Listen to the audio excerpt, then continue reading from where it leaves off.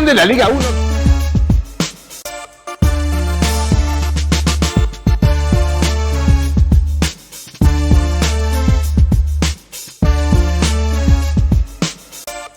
Continuamos con su programa Rumbo Político. Soy el periodista Martín H. Fiorani. Estamos aquí en Vez Cable. Y no te olvides que nuestro canal Vez Cable, realmente nuestra empresa, estará transmitiendo la Liga 1. Le recordamos a todos nuestros abonados, por favor, estar al día en sus pagos para poder participar en todos los programas que tenemos en los diferentes sorteos también. Vamos a darle la cordial bienvenida ya en estos momentos al doctor Ángel Delgado, que está con nosotros. Ángel, ¿cómo estás? Muy buenos días. Te saluda Martín H. Fiorani. ¿Cómo estás, Ángel? Muy buenos días, Martín, muy agradecido por la invitación en primer lugar. Un saludo a todos ustedes en la producción del programa y por supuesto a todos los amigos que lo están escuchando a través de Vez Cable. Perfecto. Ángel, la pregunta de cajón, ¿el Congreso de la República te representa? Bueno, es un Congreso de la República por el cual nosotros hemos votado, o sea, cada uno de nosotros ha votado por sus distintos, primero por las distintas listas, y quienes hicieron uso del voto preferencial marcaron incluso el voto para un congresista determinado. Y yo creo que desde ese punto de vista el Congreso representa, pues lo que pasa que la discrepancia que uno pueda tener de una política global es ya parte pues de la interacción que se da entre los 130 miembros de este cuerpo legislativo. Pero desde el punto de vista de la realidad, el Congreso es una instancia representativa por excelencia, ¿no? Porque no ha nacido de una imposición, no viene de Saturno o Marte, no cae del cielo, no nace de la tierra como un hongo, sino ha sido fruto de la voluntad popular expresada en las elecciones. Hablando de la voluntad popular, claro, Ángel, hablando de la voluntad popular como tú te refieres, el 88% de peruanos desaprueba realmente el Congreso de la República. Es la última encuesta que se ha dado. Sí, es verdad, pero ahora yo creo que hay distintas formas de manejar o entender la desafectación del Congreso, para ser exactos. Por ejemplo, hay algunos, una minoría, que fue la que apostó por el señor Castillo, que en todas las encuestas tenía una popularidad que con la justa rozaba el 20%, que evidentemente tiene pues frente al Congreso una inquinia, porque ha hecho suya la tesis peregrina de que el Congreso ha obstruido y ha dado un golpe de Estado contra Castillo. Eso es entendible. Pero en el otro lado, el 80% o 70%, si tú prefieres, que adversamos al gobierno de Castillo y por lo tanto estamos en contra de los actos violentistas de quienes, al verse desplazados del poder, ahora se lanzan a aventuras violentistas y terroristas en muchos casos. Esa gente, nosotros también tenemos críticas al Congreso porque no ha actuado con la suficiente inteligencia, con la firmeza del caso, ha tenido vacilaciones, ha tenido problemas, etcétera, y por supuesto se ha desgastado en esta lucha, porque toda lucha de dos implica un desgaste para ambos contrincantes. Incluso en una pelea de box, para irnos al campo deportivo, el vencedor también termina magullado y tiene que ir a veces a los cuidados propios de una clínica, a cuidados médicos, para poder recuperarse, ¿no? Claro, para que se recupere y no pases a cuidados intensivos inmediatamente, Ángel. Pero, sí, pero lo que te quiero decir es que hay una diferencia entre las oposiciones al Congreso. No es un rechazo monolítico, como si, por ejemplo, se tiene contra el gobierno de Pedro Castillo en lo fundamental, ¿no? Y el desastre que hemos vivido en los últimos tiempos. Claro. ¿Por qué? Porque el Congreso es heteróclito. En el Congreso tú tienes para todos los gustos. Tienes gente de extrema izquierda, radicales, morados, caviares, de un partido, de la derecha, de la no derecha, partidos confesionales, tiene para todos los gustos, como en botica. Mira, Ángel, algunos analistas han salido a unos medios de comunicación a decir de lo que pasó el 7 de diciembre con el expresidente Castillo, que no fue un golpe, que eso no ha sido un golpe. Son algunos analistas que mantienen una oposición. Por otro lado, nosotros sabemos lo que ha pasado, pero ¿cuál es tu opinión? ¿Fue un golpe o realmente qué es lo que hizo el presidente Castillo, el expresidente Castillo? A ver, en los últimos tiempos estamos viendo por parte de alguna gente que la verdad ha abandonado el camino de la ciencia y del conocimiento objetivo por las fantasías, por la religión y por creencias que están más allá de lo evidente. O sea, decir que lo de Castillo no fue un golpe de Estado es taparse los ojos con una necedad propio de un infante, pero que lo digan gente adulta que tiene cierta experiencia solamente se explica por haber asumido una ideología fanática y lamentablemente le vela los ojos y le impide conocer la realidad tal como es.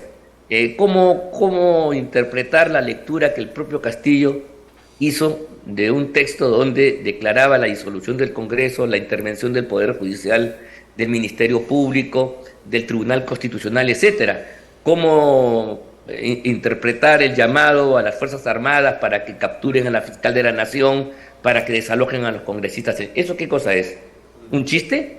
Entonces, yo creo que aquí estamos ante dos cosas claras, ante la evidencia, ante la rotundez de los hechos, una maciza realidad frente a las fantasías de ensoñadores que ahora quieren justificar a partir de un cuento, de una literatura fantasiosa, ¿no?, de Batman y Robin, los actos violentistas que se están dando en algunas partes del país todavía. Bueno, claro, tomando esa metáfora de Batman y Robin, pues estamos entonces en Ciudad Gótica, acá en Lima, porque necesitamos un superhéroe que nos ayude cuanto antes, ¿no? Que nos ayude, que nos una realmente a todos los peruanos. Y hablando un poco de unión también, me trae a colación, y te debes de acordar, Ángel, antes teníamos pues grandes políticos, donde teníamos dos cámaras, ¿no? Teníamos ahí, por ejemplo, a Bobby del Villar, hemos tenido a Luis Alberto Sánchez, hemos tenido de ahí Antero Flores Arauz también, que debatía, ¿no? Y por qué no decirlo, también ha habido grandes personalidades donde había pues la Cámara de Senadores y la Cámara de Diputados. Dentro de la reforma que se está haciendo el Congreso de la República hoy en día, digamos, ¿tú crees que debería existir la bicameralidad? ¿Es momento que ya el Perú tenga el Congreso de la República la bicameralidad, o debemos continuar solamente teniendo una sola Cámara con 130 parlamentarios? A ver, la bicameralidad es un régimen extendido en los países democráticos por excelencia. En los países del norte, los países más desarrollados, con democracias firmes y estables, tienen una doble cámara. Por alguna razón será. En segundo lugar, si tú analizas la historia del Perú, la historia republicana, la tradición constitucional del Perú ha sido tener un Congreso bicameral. Desde la Carta de 1828, llamada por el jurista ya fallecido, Manuel Vicente Villarán, la madre de todas las constituciones, el Perú adoptó un Senado para contrarrestar los arrestos de la Cámara Joven y la Cámara de Diputados y establecer un equilibrio. O sea, el control de la producción legislativa, y para que no se produzcan excesos por el lado de la Asamblea, se produce dentro del propio Poder Legislativo, estableciendo una división de funciones, una función política por excelencia y una función revisora y reflexiva de esa actuación política de la Cámara de Diputados. Esa es la tradición. Lamentablemente aquí la dictadura fujimorista, hay que decirlo con todas sus letras, ¿no?, quebró esta tradición y hizo un Congreso unicameral que, a la luz de los acontecimientos, yo quisiera aquí también ser objetivo, cada uno ha sido peor que otro. Hemos venido en una escalera descendente permanente, y la verdad es que el Congreso de hoy es peor, y con esa misma regla probablemente el Congreso futuro también correrá igual suerte. Eso es lamentable. Tú has mencionado a grandes parlamentarios, y los grandes parlamentarios que están en la memoria de la gente son justamente senadores, personas que, cualquiera sea su ideología, tenían un peso político objetivo, y escucharlos era verdaderamente una cátedra o algo realmente delicioso. Claro. Me refiero al Luis Alberto Sánchez, me refiero a Laisa Grundy por el lado del PPC, a Mario Polar, me refiero a Carlos Malpica o Rolando Breña por parte de la izquierda, o Jorge del Prado, para hacerte una variopinta que no tiene que ver con una u otra ideología, sino con el peso, la personalidad, la categoría política y moral que tenía esta gente. Estos son los parlamentarios que han trascendido, porque la Cámara de Senadores recluta a la élite política del país a nivel nacional, por encima de las particularidades de cada región o departamento, y entonces forma una especie de cónclave con lo mejorcito. Hoy eso mejorcito está fuera. Hay muchos políticos, por ejemplo, importantes, que tienen significación, que pesan más en los medios de comunicación que los parlamentarios, muchos de ellos anónimos, salvo algunas gloriosas e importantes excepciones, que, por ejemplo, estos viejos políticos deberían estar en la Cámara. Me estoy refiriendo a Lourdes Flores, me estoy refiriendo a Jorge del Castillo, me estoy refiriendo a lo que Tapia cuando vivía, a gente de la izquierda que tenía peso y que por la composición unicameral tienen que postular pues por alguna región, por algún departamento. con las limitaciones que eso implica, porque su peso es un peso nacional, son dirigentes nacionales y el Parlamento tiene que tener una visión nacional que se conjugue, que se articule con las visiones particulares de las provincias y los pueblos que representarían los diputados. Claro, muy bien has hecho la explicación realmente, Ángel, porque estas personas realmente dentro de la política pues dictaban una cátedra, había prácticamente una escuela que se tenía, pero todo esto se vino abajo simplemente con la creación de nuevos partidos. Ahora los partidos están compuestos pues de familia simplemente, ¿no? Tú entras, tú no entras y no ven lo que se debería hacer hoy en día por el bien del Perú. Entonces, ¿se debería corregir todas estas cosas que se han cometido para mal y no ha sido nada para bien? Sí, desde la década del 90 hay una campaña sistemática contra la política como tal, hay una campaña para devaluar la política a partir de fallas que todo proceso tiene. Mira, no hay ninguna actividad humana que sea pues compuesta por santos, por personas que se van a ir, sino toda actividad, la abogacía, el periodismo, la medicina, tiene muchos buenos y tienen también algunas manzanas podridas, algunos malos. Pero si tú haces de la manzana podrida el eje de toda una campaña, vas a devaluar la profesión del periodista. Todos van a ser mermeleros. Vas a devaluar la profesión médica, todos van a ser unos mercantilistas, y vas a devaluar la profesión del abogado porque todos van a ser unos charlatanes. Entonces, las cosas no es así. Tú tienes que saber distinguir lo bueno de lo malo, y en la vida política también hay pues de lo bueno y de lo malo, pero la campaña que se instauró durante el gobierno de Fujimori y Montesinos buscó destruir la clase política. Entonces, a la par que se mataba el Senado para tener una cámara de gente noble, muy joven, sin experiencia y por lo tanto sumisa y prácticamente comprable, vendible, parte del negocio de compra-venta, también se satanizó a los partidos políticos. Mira tú, antes de la época de Fujimori, cuando no había ley de partidos políticos, ¿no? El doctor Ramírez del Villar, con el cual yo tenía una gran relación de amistad, nos decía una cosa que parecía rara en ese entonces, a nosotros los más jóvenes: la mejor ley de partidos, muchachos, es la que no existe. Nosotros lo mirábamos con sorpresa, será cierto, pero hay una cosa que es verdad, y a la luz del tiempo. Cuando Bobby Ramírez decía eso, habían por lo menos formaciones políticas, había un sistema de partidos con todos sus defectos. Había un partido aprista fuerte, ¿no? Había una acción popular que todavía mantenía el legado de Fernando Belaúnde Terry. Estaba el PPC, no solamente con Bedoya, sino con nuevos dirigentes como Lourdes Flores, que aparece por esa época, y la izquierda, mira tú, variopinta, está unida tras el liderazgo de don Alfonso Barrantes Lincán.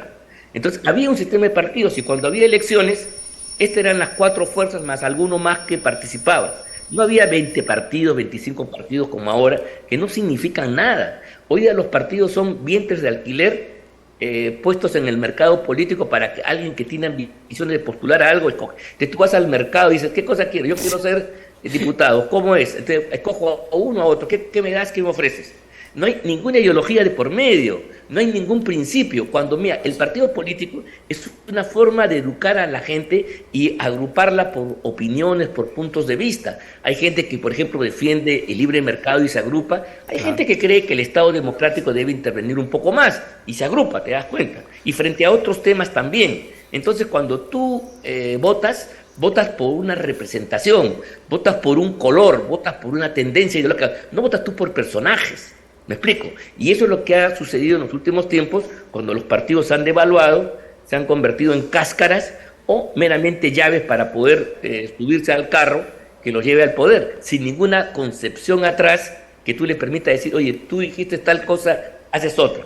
Eso es una tragedia en la vida política y eso es algo que debía remontarse, pero lamentablemente ahí la democracia restablecida luego de la caída de Fujimori no entendió esto, y luego el caviaraje asumió este discurso antipartido para producir un conjunto de contrarreformas cuyo punto más importante fue las reformas que hizo el lagarto Vizcarra bajo el auspicio y patrocinio del señor Cuesta, su cómplice, para terminar de destruir la clase política y los partidos y tener parlamentos como el que tenemos, pues. Es terrible. Y presidentes como Castillo.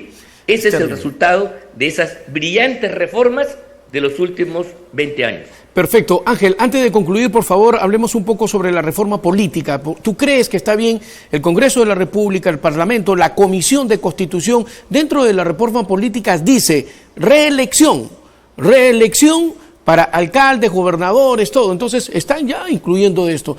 ¿Tú crees que debería haber reelección dentro de las autoridades, o de repente hay alcaldes que dicen, no, gobernadores, alcaldes que dicen, un periodo basta y punto, me retiro a mis cuarteles de invierno y después regreso? O uno debe seguir continuando, religiendo, yendo a la reelección? No. Un principio de la vida democrática, de una democracia, es el principio de la alternancia. La democracia es rotar. Inclusive los antiguos griegos tenían un sistema de sorteo para que toda la gente pudiera pasar, claro, eran sociedades muy chiquitas, ¿no? Para que todo el mundo pudiera pasar y asumir alguna vez en su vida algún cargo de conducción política. O sea, la clave del régimen democrático estaba la rotación, la fluidez. Nadie se eternizaba, porque lo que se eternizan eran los odiados reyes, los monarcas, ¿no? Esos son los que se quedan para toda la vida hasta que Dios los saca de la vida. Entonces, tiene que haber una renovación política, es importante. Ahora bien, quiero distinguir dos tipos de elecciones. Una son las elecciones de aquellos que representan al Poder Ejecutivo, tanto a nivel nacional, local o regional, que tienen manejo de recursos, de plata, y entonces a veces utilizan el poder del Estado y los recursos fiscales para su reelección, como lo hemos visto en la historia reciente del país, y otros son aquellos que pertenecen a los cuerpos legislativos cuya labor es controlar. Mira, el parlamentario, por más odioso que sea, no genera gasto público, o sea, no tiene iniciativa de gasto. Les han quitado esa prerrogativa que alguna vez tuvieron, y entonces, en consecuencia, el parlamentario es una especie de abogado nuestro en el debate político para que saque adelante aquellas posiciones o intereses que yo tengo, ¿no? Si yo soy un trabajador, ese parlamentario luchará pues para mejorar las condiciones de los trabajadores. Si es un industrial, un empresario, luchará para que la industria tenga mejores condiciones y apoyos por los Estados. Esa es la lógica política. El parlamentario no es una persona que gobierna en sentido estricto. Legisla la ley general y controla al gobernante. Eso hay que decirlo con todas sus letras. Por eso es que a la hora de ver la popularidad del Parlamento, tú dices, ¿cómo medimos la popularidad del Parlamento? A ver, porque el Parlamento no hace obras, no ejecuta obras, correcto. El Parlamento no otorga título de propiedad, para los servicios. Nada. El Parlamento no presta ninguna asistencia como lo hace el poder ejecutivo. Entonces, ¿cómo tú comparas la labor que puede hacer un alcalde que sí puede hacer obras, que sí puede prestar servicios, que sí da autorizaciones y licencias, con alguien que solamente habla, critica y dice o no dice? ¿Te das cuenta? Claro. Es peor que papas y camotes. Claro. Ángel, muchísimas gracias por haber participado en el programa. Te mando un fuerte abrazo. Gracias. Hemos hecho docencia el día de hoy y educando a la población sobre los temas políticos también y la participación. Te mando un fuerte abrazo. Que tengas un excelente domingo. Ángel Delgado estuvo con nosotros. Un fuerte abrazo a todos los amigos en el programa. Gracias. Muchas gracias. Nos vamos a una brevísima pausa comercial y nosotros ya retornamos con su programa Rumbo Político.